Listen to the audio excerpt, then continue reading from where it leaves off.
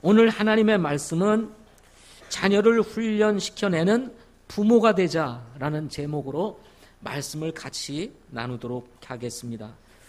하나님께서 여러분과 저의 가정에 아이들을, 자녀들을 주신 것 생각하면 정말 감사한 일입니다.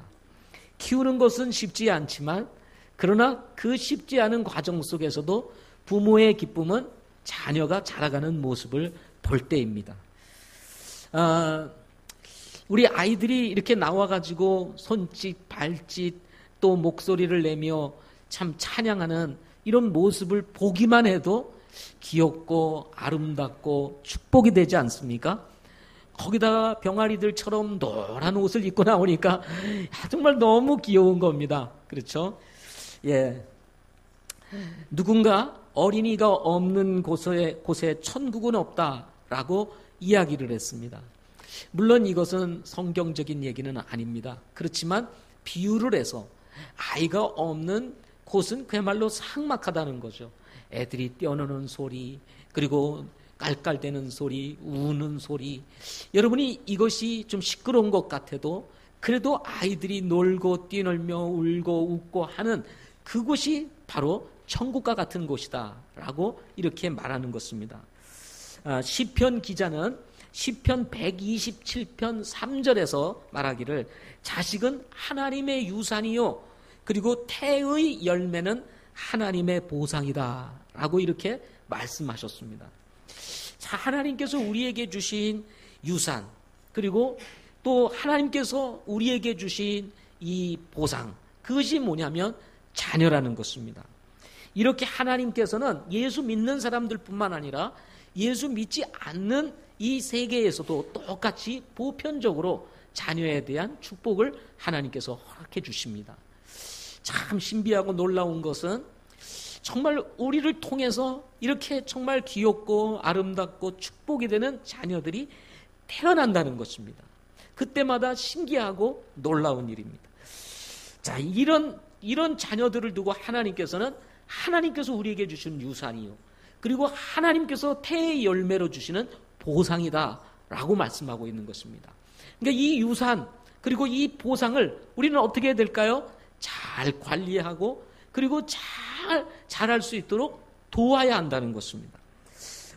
시편 127편 4절과 5절에 이어서 주시는 말씀을 보면 자녀를 두고 이렇게 얘기합니다. 젊은 시절의 자식들은 용사의 손에 있는 화살들 같으니 자기 화살통에 그것들이 가득한 자는 행복하니라 하고 말씀을 했습니다. 자녀들이 정말 여럿이 있는 가정은 행복하다는 것입니다. 행복하다는 거예요. 자녀가 없으면 썰렁하지요, 외롭지요. 그래서 우리 모두가 자녀를 위해서 기도하게 되는 것입니다. 요즘은 하나나 둘만 낳으려고 하는데 그것은 성경적이지는 않습니다. 여기 보니까 용사의 손에 있는 화살들 같으니 자기 화살통에 그것들이 가득한 자는 어떻다고 그랬어요? 행복하니라 그랬습니다. 가득하지 않으면요, 싸우러 제대로 나갈 수 있겠어요? 몇 개만 쏘면 뚝 떨어지면 어떻게 나가겠습니까? 용사의 화살통에는 화살이 가득해야 든든한 겁니다. 뭔가 싸울만 하는 것입니다. 해볼만 한 거예요. 그죠? 이렇게 자녀들은요, 하나님께서 우리에게 주시는 든든한 백과 같은 것입니다. 시편 118편 3절에 보면은 자녀들을 두고 한 말이 내 상 둘레의 올리브 묘목과 같다 하고 말씀했습니다. 상이 있는데 둘레에 올리브 묘목이 쫙 있는 것입니다. 올리브라고 하는 것은 여러분이 잘 아는 감람나무입니다. 이 감람나무 묘목 같다는 거예요. 근데 이 감람나무는요, 열매도 맺지만요, 그 잎사귀 나무 하나 버릴 것이 없다고 합니다. 그래서 이스라엘 백성들이나 이 중동 지역에는요, 올리브 나무가 참으로 많습니다. 그리고 귀하게 사용되어집니다. 근데 이 올리브 묘목이 하나도 아니고 상둘레 쫙 심겨져 있는 것과 같다.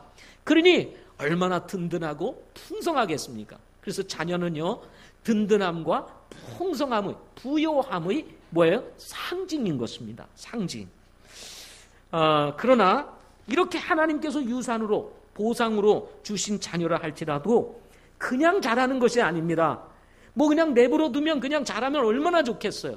그리고 잘 자라면 얼마나 좋겠어요. 그런데 또 그렇지가 않습니다.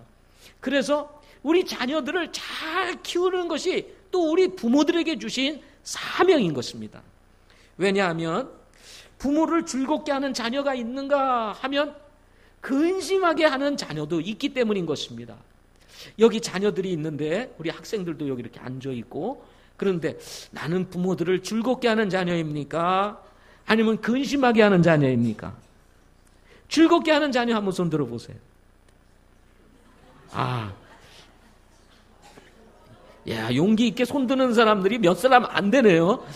그러니까 이게 뭔가 자신들도 좀 문제가 있다는 사실을 이렇게 인식을 하고 있는 것 같습니다. 오늘 말씀 잘 들으시기를 바랍니다. 우리 학생들. 예. 그런가 하면 부모를 존귀하게 여기는 자녀가 있는가 하면 잠언 19장 26절에서처럼 아버지를 폐물로 만들고 어머니를 쫓아내는 자녀가 있다는 겁니다. 예? 아버지를 폐물로 여겨요. 어머니를 쫓아내요. 이런 자녀를 호로자식이라고 얘기를 합니다. 그런데 이런 자녀들이 있다는 거예요. 이런 자녀들이. 그래서 잠언 19장 26절에는요. 이런 자녀가 정말 이 자녀를 두고 있다면 그거는 부모의 수치요 치욕거리라고 얘기를 합니다. 그렇게 기대하고 그렇게 이뻐하고 그렇게 정말 참 소중하게 여기던 자녀가 커가지고 아버지를 폐역거리로 만들고 폐물로 만들고 그리고 어머니를 쫓아내요. 그러니 부모로서 얼마나 큰 수치요 치욕거리가 되겠습니까? 저는 이런 부모 없기를 바랍니다. 우리 교회에는. 그리고 이런 자녀들이 없기를 소망합니다. 예. 그런가 하면 부모에게 축복이 되는 자녀가 있는가 하면 부모를 저주하고 부모의 인생마저 강탈하는 자녀가 있다고 잠언 28장 24절에서 말씀하고 있습니다. 부모의 말씀에 순종하고 따르는 자녀가 있는가 하면 부모를 조롱하고 반대로 걸어가는 아주 못된 자녀가 있다고 잠언 30장 17절에도 이 얘기를 하고 있습니다. 좋은 자녀, 말 잘 듣는 자녀, 순종하는 자녀만 있으면 좋겠는데 이게 아니라 부모의 마음에 아주 근심거리, 그야말로 정말 고통거리, 이런 자녀도 있다고 성경에는 말씀하고 있습니다.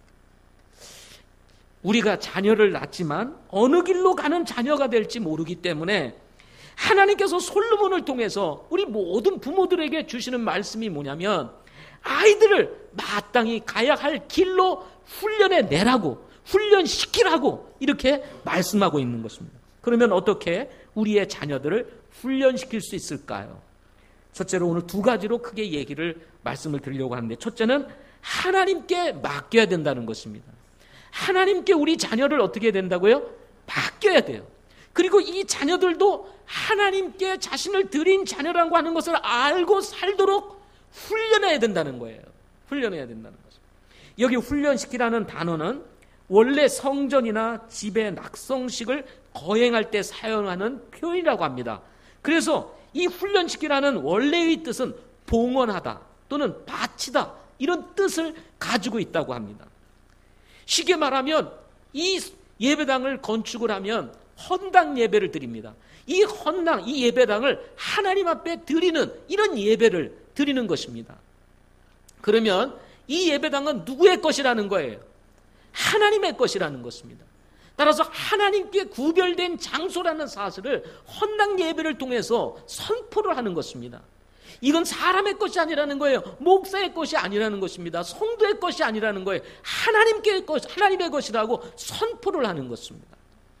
어느 분은 목사님 참 부자다 이렇게 생각을 하시는 분이 계세요. 이렇게 큰 예배당을 가지고 계시니 우리 목사님 참 부자네 이렇게 생각하시는 분이 계십니다.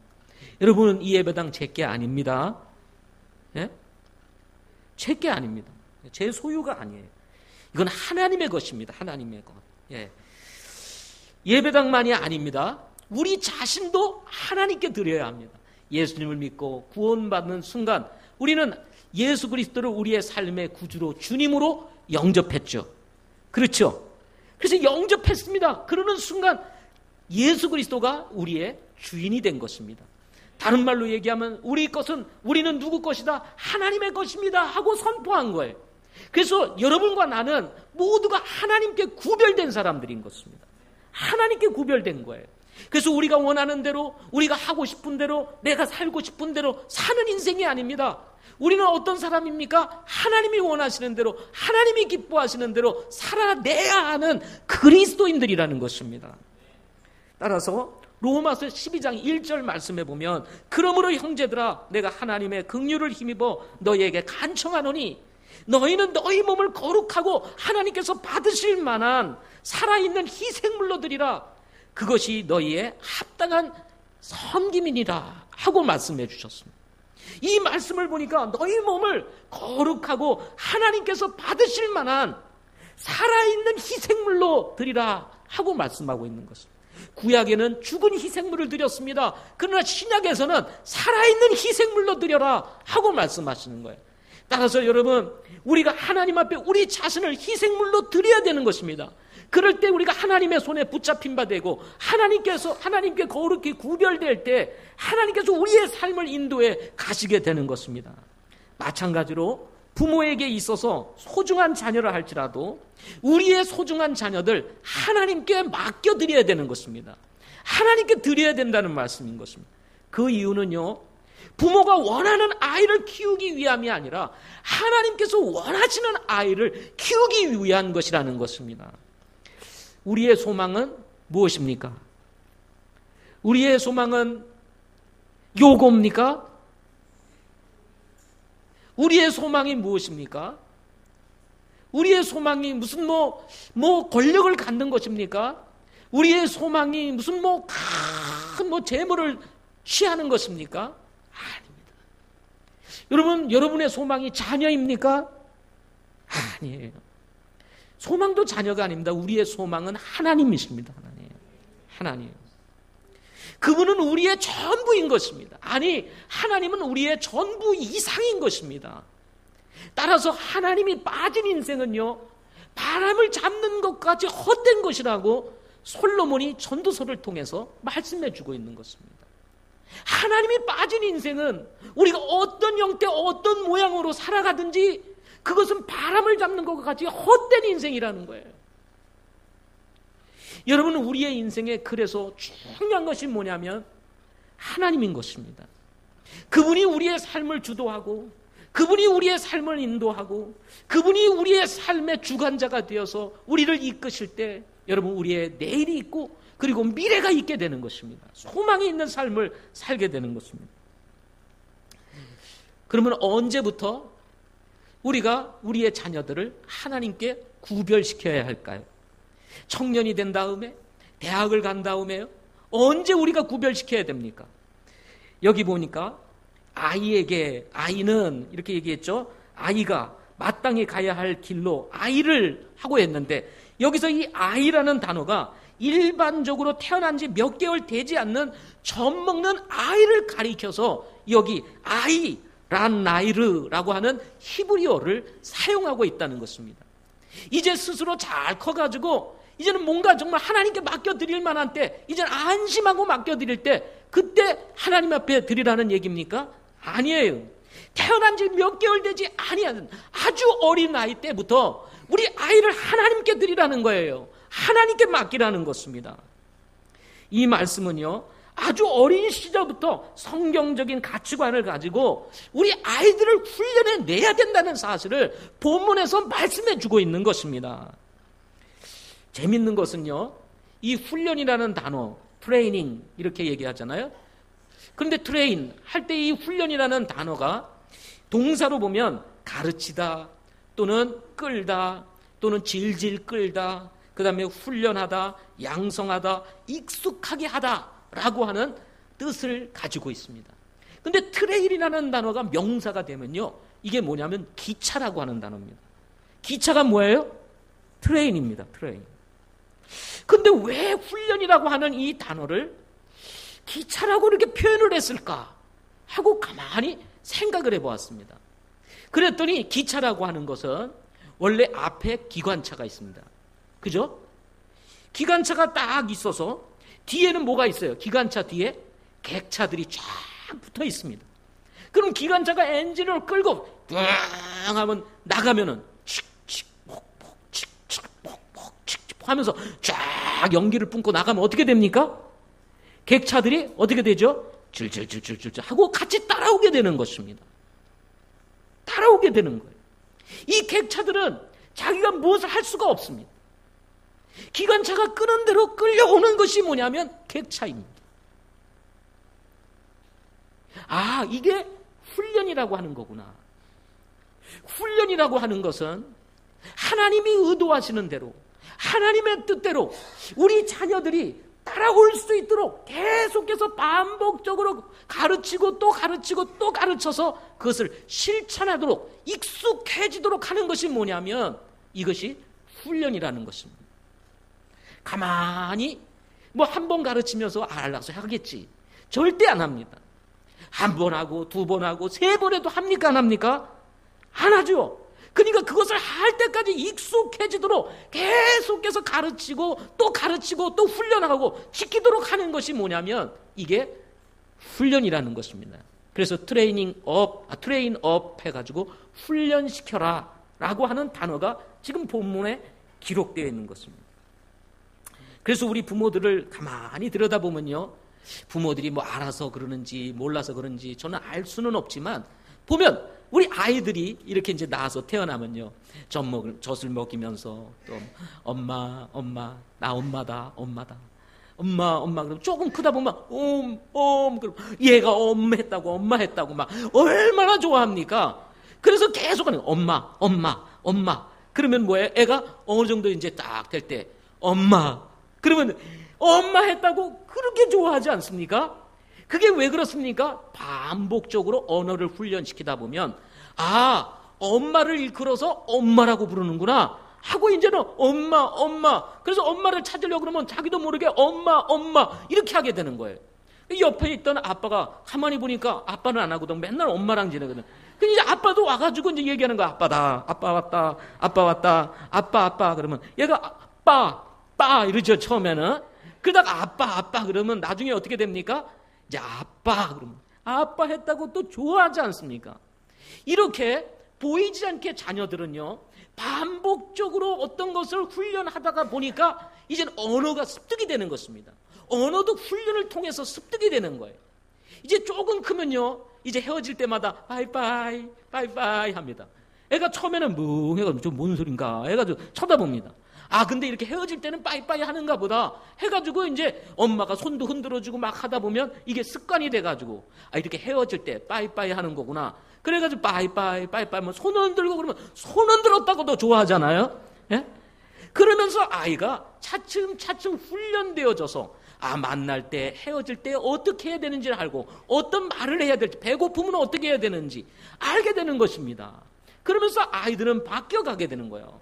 이렇게 1년 정도 아이들을 언어 훈련을 시키다 보면요, 아니 1살밖에 안 됐는데도 말을 얼마나 이렇게 유창하게 하는지 모릅니다.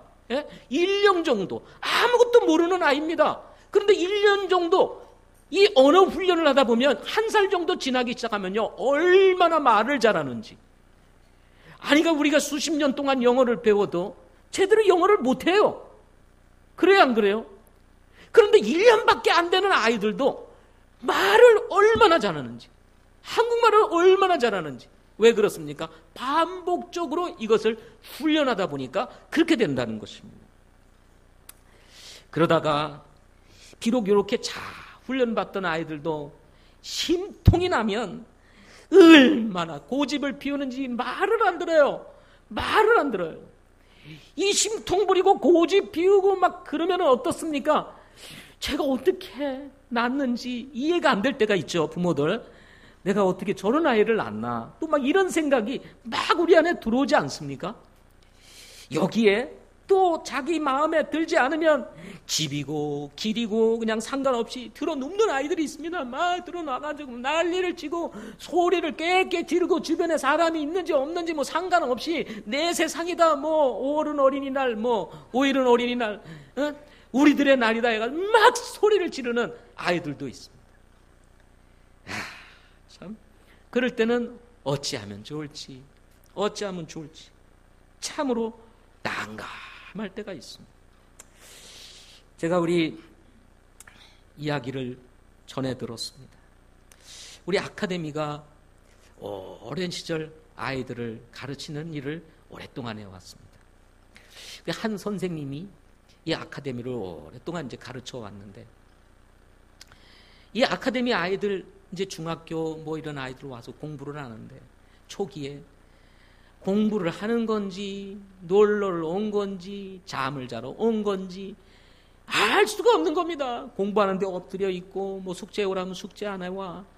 뭐 그러니 선생님이 얼마나 힘들겠어요. 그래가지고 아이들하고 이제 정해가지고 이제 징벌을 하기로 했어요.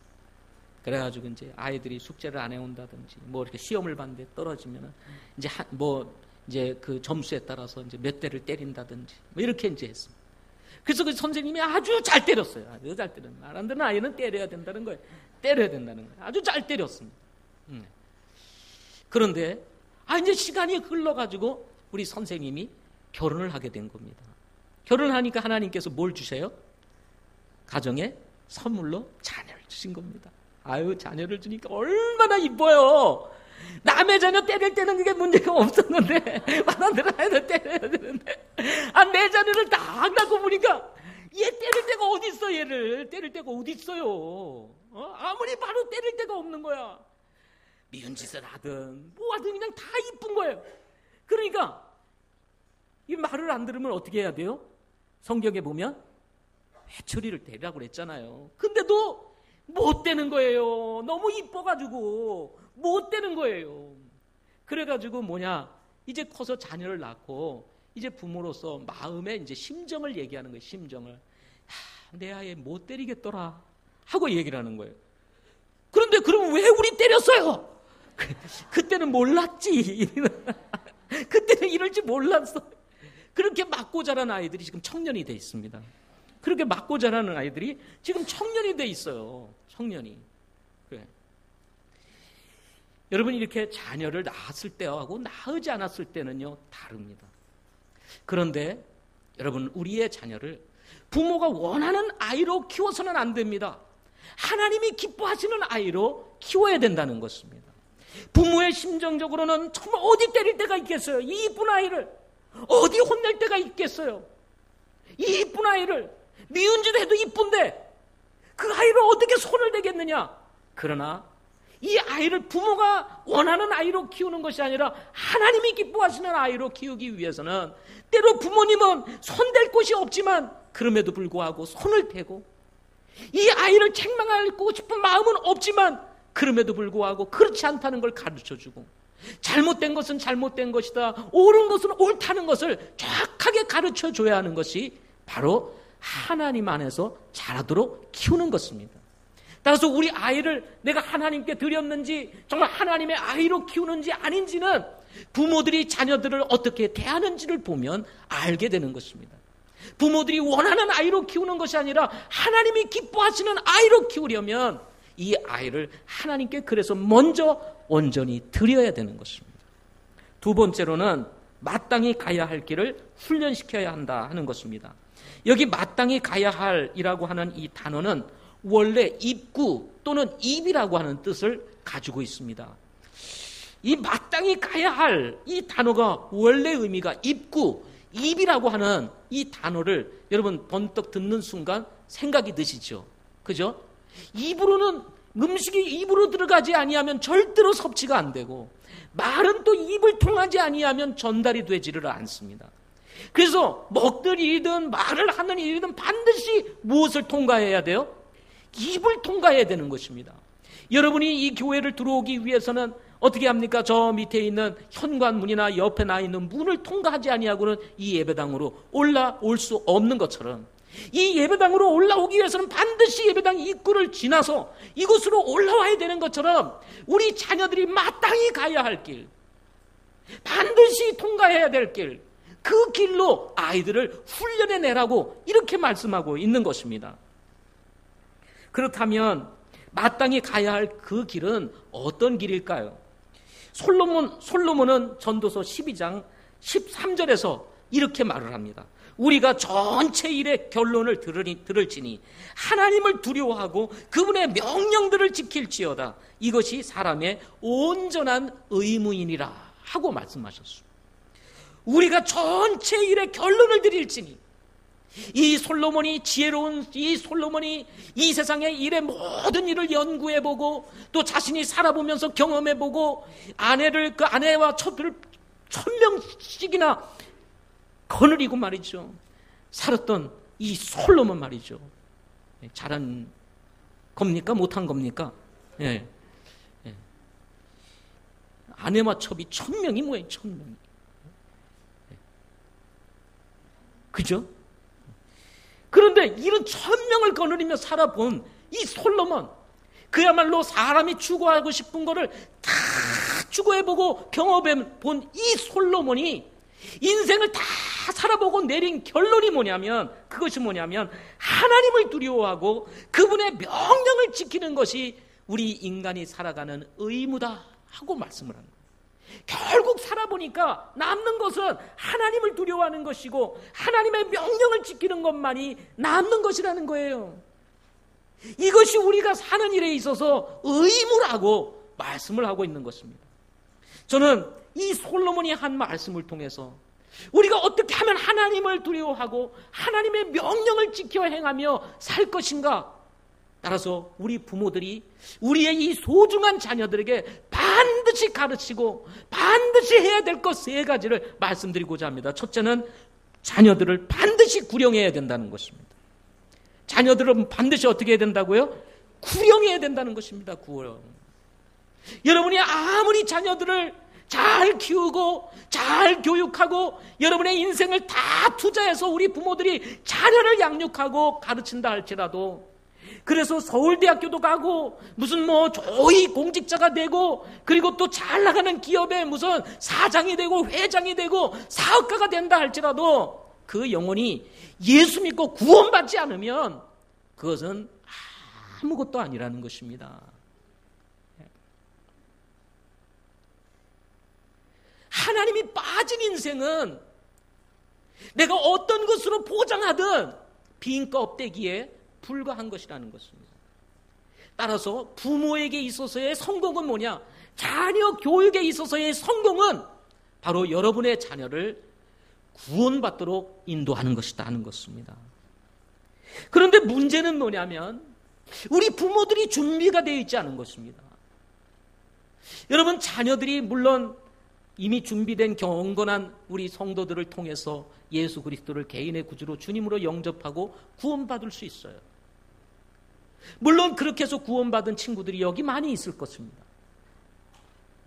그러나 더 중요한 것은 뭐냐면 다른 사람이 우리의 자녀를 구령하기 이전에 부모인 내가 소중한 나의 자녀에게 정확한 복음, 순수한 복음, 영혼을 구원하는 복음, 죄로부터 영혼을 건져내는 이 놀라운 복음을 제시하고 그 자녀를 구원할 수 있는 영적 수준으로 준비되어 있어야 한다는 것입니다. 에이, 교회 다니면 알아서 누군가 구원해 주겠지. 여러분, 이것은 자녀에 대한 영적 무관심입니다.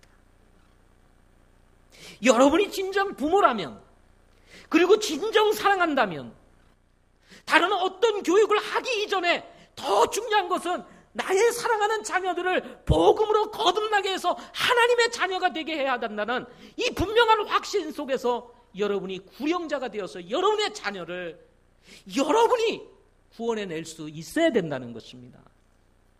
그것이 부모가 자녀를 사랑하는 모습이 아니겠습니까?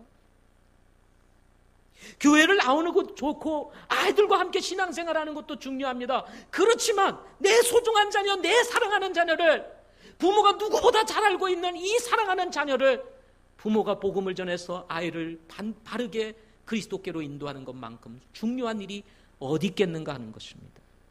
따라서 부모는 반드시 자녀를 구령해야 한다 하는 것입니다. 아멘.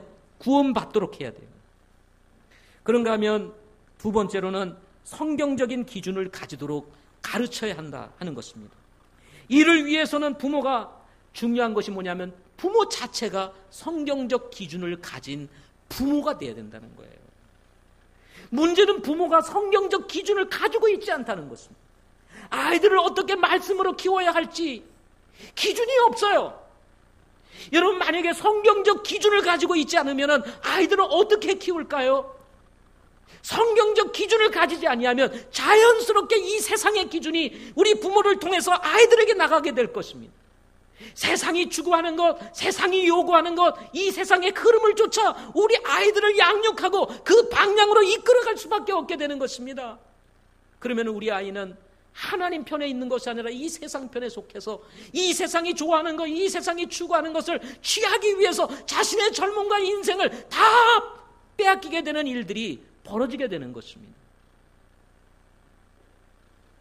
그냥 막연하게 우리 아이는 믿음으로 살 거야, 하나님 뜻을 사랑하며 살 거야, 이렇게 기대하는 것은 매우 위험한 것입니다. 따라서 아이들이 성경적 기준을 가지고 이 험악한 세상 바르게 살아낼 수 있는 경건한 하나님의 자녀가 되도록 하기 위해서는 먼저 무엇보다도 중요한 것은 우리 부모들이 성경적 기준을 가지고 살아야 한다는 것입니다. 살아내야 하는 것입니다.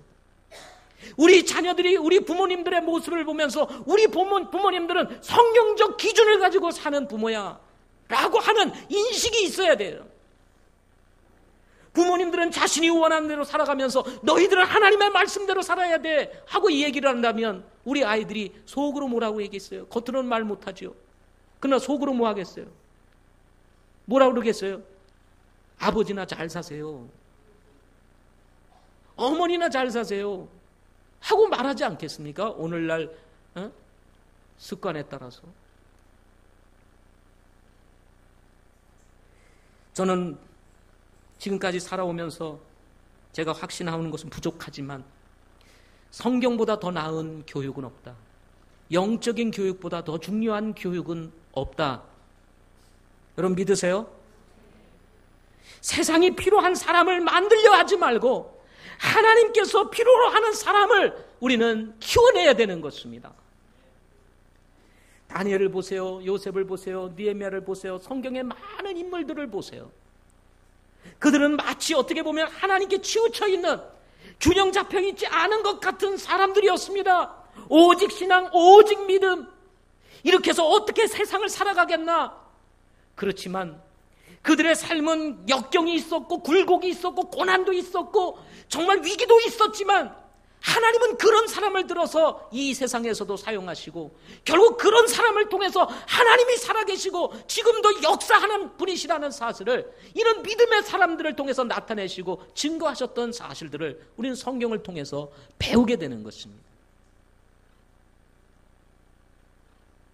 디모데후서 3장 12절부터 15절에 보면 참으로 그리스도 예수님 안에서 하나님의 뜻대로 살고자 하는 모든 자는 핍박을 받을 터이나, 하나님의 뜻대로 살고자 하는 자는 핍박을 받을 터이나, 이 말이 무슨 말입니까? 세상 사람들이 볼 때는 적합하지 않은 사람입니다. 세상 사람들이 볼 때는 받아들일 수 없는 사람이에요. 그러다 보니까 핍박을 합니다. 공격을 합니다. 따돌립니다.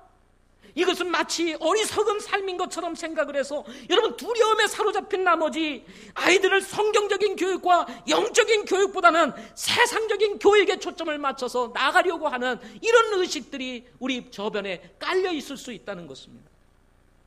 그러나 하나님의 뜻대로 살고자 하는 자는 핍박을 받는다고 말씀하고 있습니다. 악한 자들과 유혹하는 자들은 점점 더 악하여져서 속이기도 하고 속기도 하리라. 이것이 바로 지금 우리 자녀들이 살고 있는 시대인 것입니다. 악한 자들, 유혹하는 자들, 점점 더 악하여져서 속이기도 하고 속이는 이런 시대에 살고 있는 우리 자녀들을 바라보면서 하나님의 말씀을 중심으로 살면 어떻게 살아날 수 있겠나? 그러니 너희도 적당히 속이고 적당히 하면서 그렇게 살아가야지 이 세상에서 살아갈 수 있지 하면서 세상 교육에 대한 이런 철학을 가지고 세계관을 가지고 다가가는 부모들이 있을 수 있다는 것입니다. 그러나 바울은 디모데에게 이렇게 이야기를 합니다. 그러나 너는 배워서 확신하게 된 것들 안에 거하라. 내가 그것들을 누구에게서 배운 줄 알며 또 어린아이 때부터 내가 거룩한 성경 기록들을 알았나니 그것들은 능히 너를 지혜롭게 하여 그리스도 예수님 안에 있는 믿음을 통해 구원에 이르게 하느니라. 배우고 확신한 일에 거하라. 성경적 기준, 하나님께서 우리에게 주신 이 하나님의 말씀에 대한 확신을 가지고 고난이 오든 핍박이 오든 사람들이 우리를 속이든 어찌하든지 간에 하나님의 말씀에 대한 확신을 가지고 살면 하나님께서 뭐라고 그랬습니까? 믿음을 통해 구원에 이르게 한다. 물론 영적인 구원이기도 합니다. 그러나 여러분, 저는 이 말씀을 통해서 제가 확신하는 믿음 중에 또 하나는, 비록 우리가 세상에서 고난을 받고 그야말로 정말 망할 것 같은 위기에 빠진다 할지라도 반드시 하나님께서 우리를 건져내실 것이라는 것입니다. 이후에 있는 말씀을 16절, 17절 읽어보면 모든 성경 기록은 하나님의 영감으로 주신 것으로 교리와 책망과 바로잡음과 의로 교육하기에 유익하니 이것은 하나님의 사람이 완전하게 되어 모든 선한 일에 철저히 갖추어지게 하려 함이라 하고 말씀하시면서 부족함이 없는 사람으로 하나님께서 세우실 것이라고 말씀하고 있는 것입니다.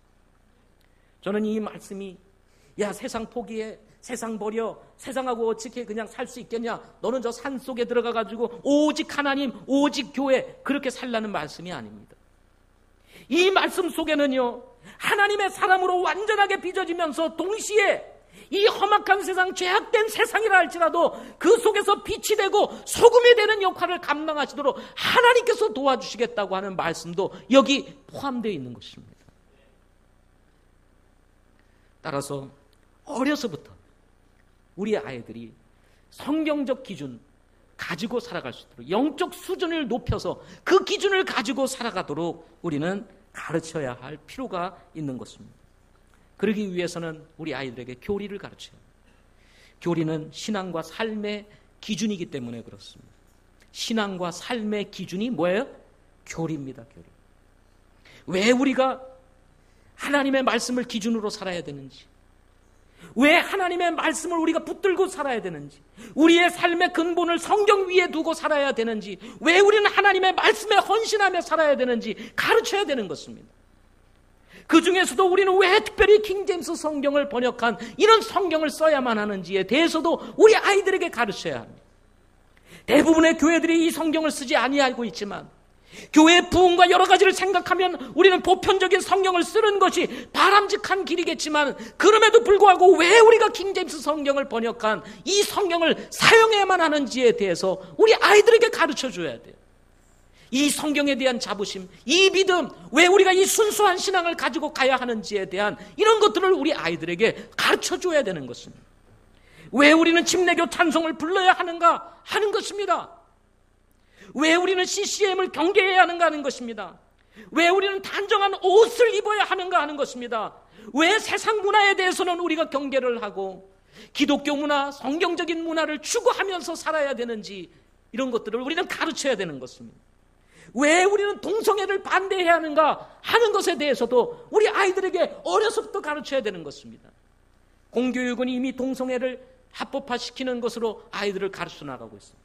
인간이 가지고 있는 기본적 권리라고 가르치면서 성경이 말하는 이 놀라운 죄악을 마치 자연적인 어떤 현상으로, 그리고 그것은 인간의 기본적 권리라고 가르치면서 동성애를 사회적으로 퍼뜨리고 있는 일들을 하고 있습니다.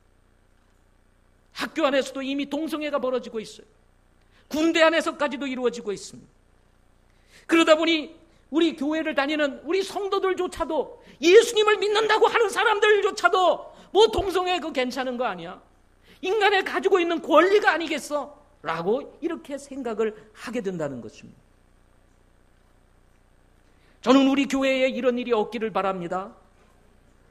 이상한 동성애자들이 들어와가지고 여기서 저기 원하는 사람 택해가지고 뭐 하는 이런 일들이 지금 교회 안에서 벌어지고 있어요.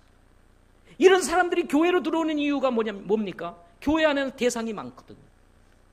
그래서 이런 자들이 교회를 찾아 들어오는, 교회를 찾아 들어와서 사람을 허물고 가정을 허무는 일들이 실제로 교회 안에서 일어나고 있다는 것입니다. 그러므로 이런 기준을 정확하게 세워줘야 되는 것입니다. 이뿐만 아니라 우리는 성경이 가지고 있는 이 진리에 대한 부분을 아이들에게 가르쳐야 돼요. 그러기 위해서는 우리 부모들이 하나님의 말씀을 잘 알아야 되는 것입니다. 이것도 모르고 알아서 교회에서 가르쳐 주겠지. 여러분, 교회에서 일주일에 한 번 와서 예배드리고 성경 공부 1시간 한다고 해서 교육이 되겠습니까?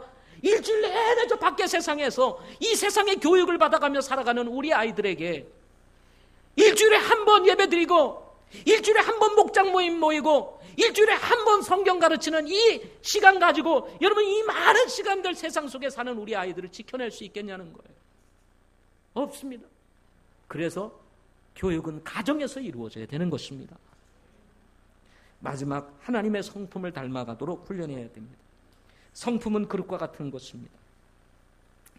그릇이 좋으면요, 이게 뭐 별거 아닌 것도 맛있게 보입니다. 그렇죠? 물론 내용도 좋아야 돼요. 그렇지만 그 내용을 담는 그릇도 좋아야 돼요. 아무리 좋은 것도 그릇이 없으면 담을 수가 없습니다. 따라서 무엇을 담기 전에 그릇부터 만들어내야 되는 것입니다. 그러나 아무렇게 만들면 안 돼요. 이왕이면 품격 있게. 우리나라 옛날 고려 청자나 뭐 이런 조선 백자 이런 것들을 가치 있게 여기는 것이 뭡니까? 그 그릇을 보면 기풍이라는 게 있어요. 기풍. 그 선조들이 가지고 있는 그 섬세함의 기풍이 그릇 속에 담겨 있는 거예요. 하얀 백자 속에 그야말로 잔잔한 그림이 다 그려 있는 그 모습, 그리고 그릇이 가지고 있는 그 선, 이런 거 하나하나를 보면 너무 아름다운 거예요. 청자의 색깔, 그리고 무늬, 그걸 하나하나 손수 그려가지고 집어넣고 그거를 불로 구워내서 만들어 놓은 그 정말 청자를 보게 되면 우리 같은 사람은 뭐 이거 신경 안 씁니다. 그죠? 예?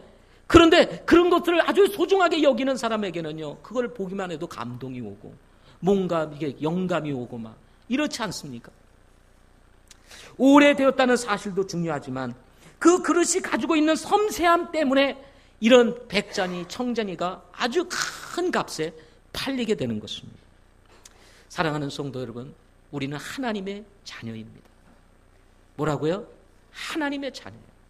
하나님의 자녀라는 것입니다. 우리는 싸구려 인생을 살아가는 사람들이 아닙니다.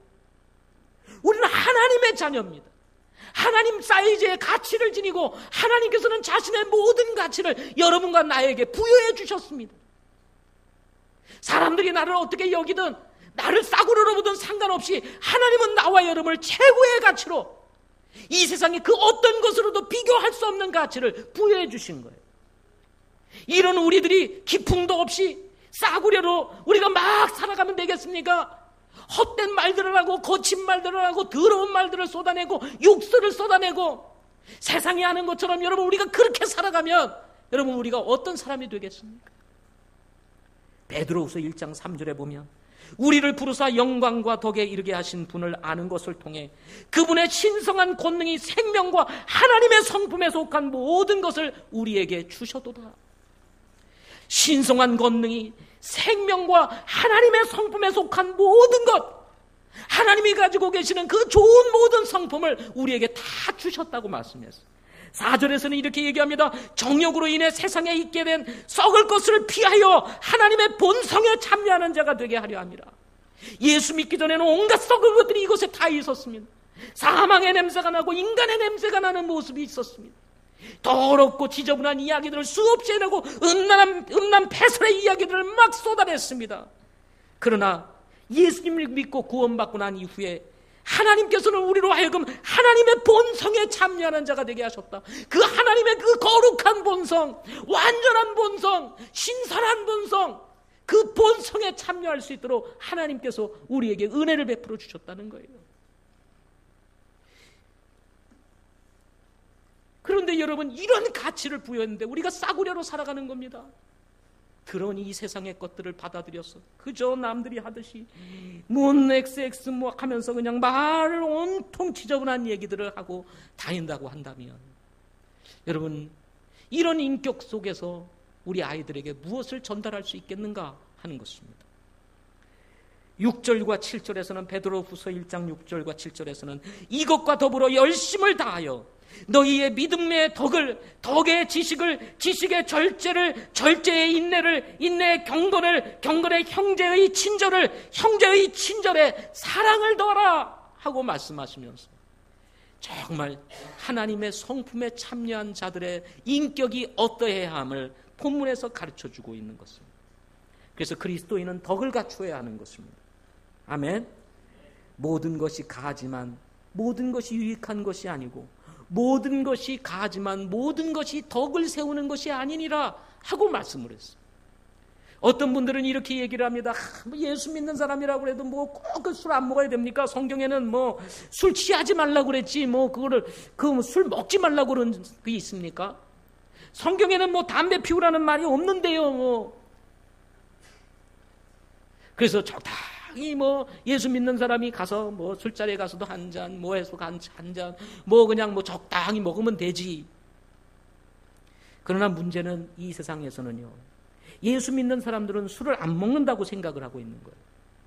그래서 예수 믿는 사람들이 가가지고 술자리에 가서 한잔 하자 그러면 속으로는 아이 그래 다 그렇게 남도 다 먹는데 뭐 꼭 당신만 그렇게 믿는 사람처럼 그렇게 하려고 하지 말고 다 어울리며 살아야지 하고 얘기를 하지만 속에서는 역시 너도 나이롱이야 하고 얘기를 하는 거예요. 예? 믿음이 좋다고 하지만 별 수 없어 하고 속으로는 다 하는 겁니다. 그래서 영적으로 무시하는 거예요. 이런 사람들 무시할 수밖에 없고 무시당할 수밖에 없는 것입니다.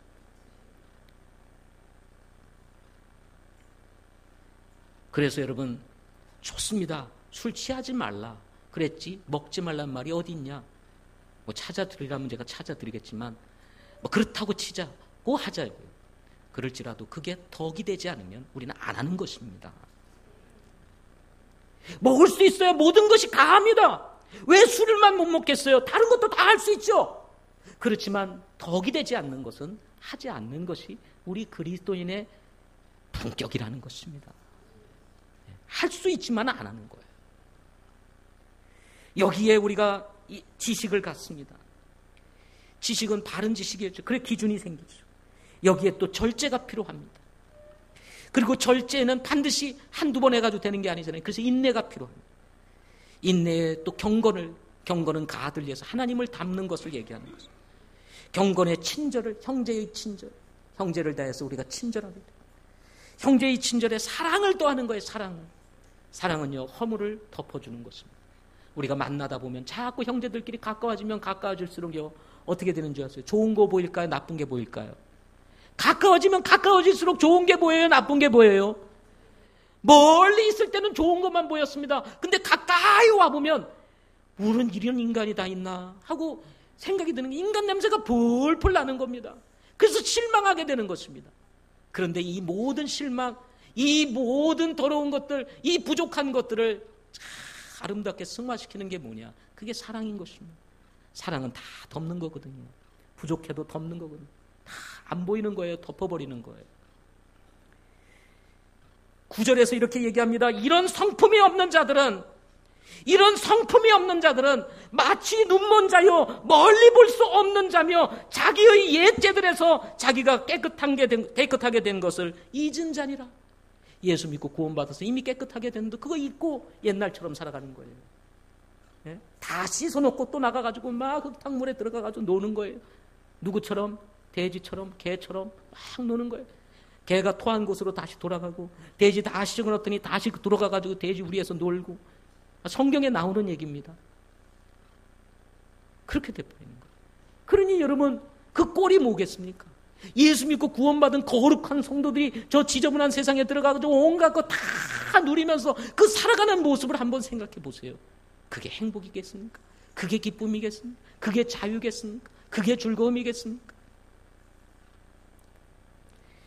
제가 요즘 최근에 우리 아이들하고 사랑을 얘기하면서 나눈 것인데요. 사랑은요, 특징이 하나 있는데 그게 뭐냐면 구속하는 겁니다. 구속하는 거. 사랑은 구속하는 특징이 있습니다. 그래서 사랑하면요, 지들끼리만 만나는 거예요.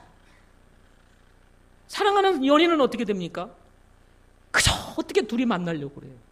그런데 만나고 싶은데 안 만나주고 딴 사람하고 놀아보세요. 한 사람 삐칩니다. 삐쳤는데 계속 그래요. 그러면 너는 아닌가 보다 하고 헤어지게 되는 거예요. 그래서 사랑은 구속하는 특징이 있습니다. 하나님이 우리를 사랑하시기 때문에 그래서 하나님의 말씀으로 우리를 구속하는 거예요. 이 말씀 속에 있을 때 안전하거든요. 이 말씀 속에 있을 때 우리가 깨끗하게 살거든요. 이 말씀 속에 있으면 힘들고 어렵고 뭔가 자꾸 제한하는 것 같지만요. 여러분 그게 아닙니다. 오히려 밖에 나가면 자유로운 것 같죠? 그래서 망가지는 거예요. 인생이 썩어지게 되는 것입니다. 인생이 다 흐트러지게 되는 것입니다. 구속하는 것 같아도 이 말씀 안에 있을 때 여러분 우리가 자유롭고 행복한 것입니다.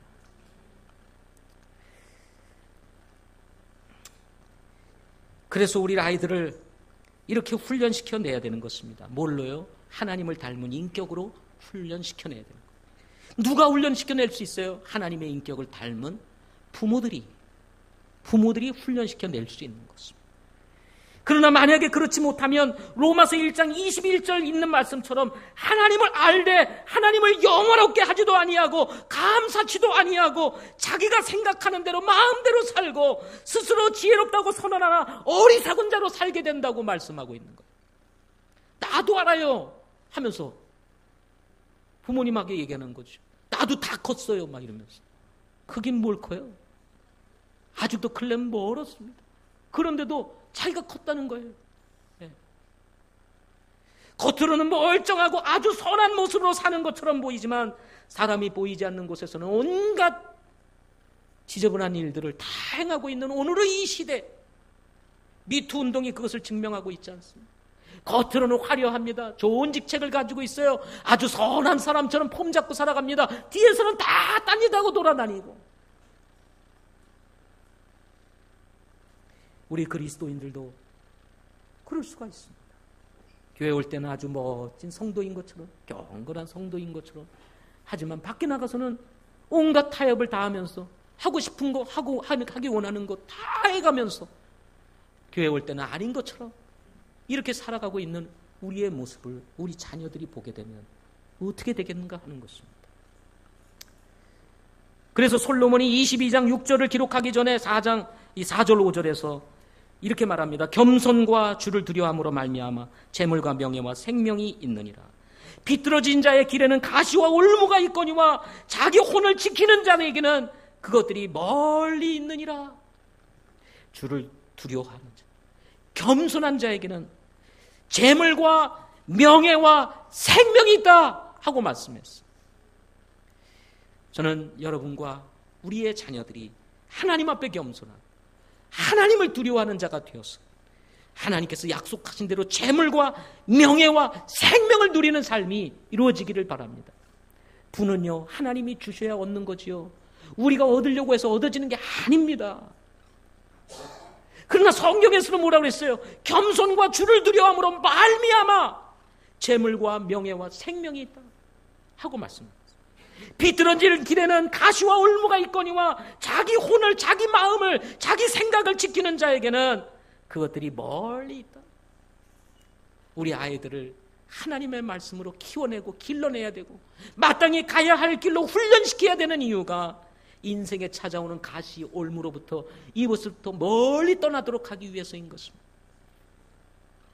부모님들이 이 가시에 찔리고 올무에 걸려서 허덕이는 모습을 보면서도 믿음으로 돌아오지 않고 그저 여전히 정말 간신히 예배나 드리면서 신앙생활을 한다면 그것을 보는 우리의 자녀들이 과연 여러분 자기 마음을 지키고 자기 생각을 지키면서 이 믿음의 길을 갈 수 있겠습니까?